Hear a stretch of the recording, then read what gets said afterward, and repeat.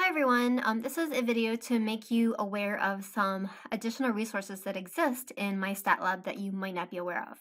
So from Brightspace, we're going to click on Content, and then we're going to scroll down over here and we're going to click onto My Stat Lab.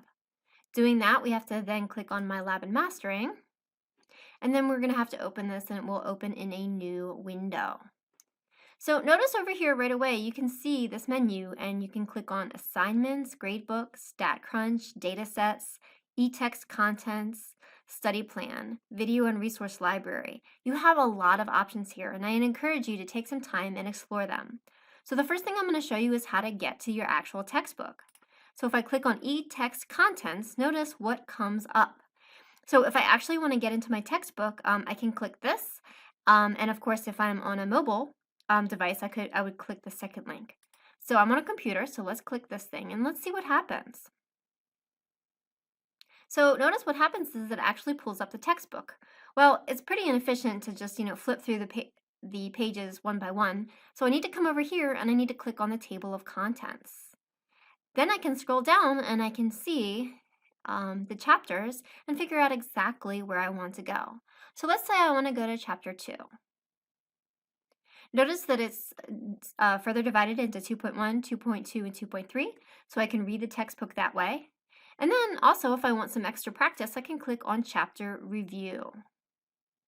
And then I have lots of problems. Also, all the odd number problem answers are in the back of the book. So if I scroll all the way down, notice under Appendix A and then Appendix B, I can click on the answers.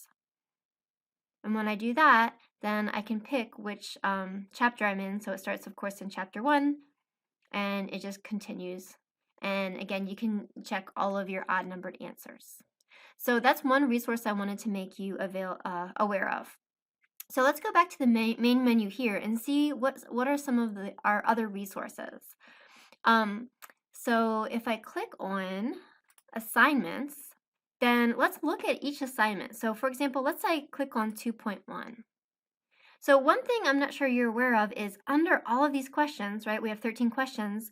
Below that, we have all these wonderful examples and they're videos. So for example, it says comparing two data sets using StatCrunch. So if you don't know how to do that, you can watch this video and remember how to do that. Now, again, I try to demonstrate all of these skills, like making a pie chart or a frequency graph, that sort of thing.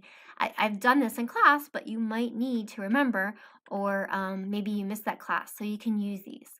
So again, if you're asking the question, I don't remember how to do this, or I need somebody to jog my memory, please use these resources. And there are videos for every single one. I just happened to click on the 2.1.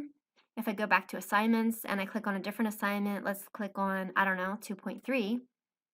Okay, and scroll down. Okay, you can see that there are some other examples here. Okay, this is about misrepresentations of data, so there's not a whole lot in that particular assignment because you're not really graphing stuff.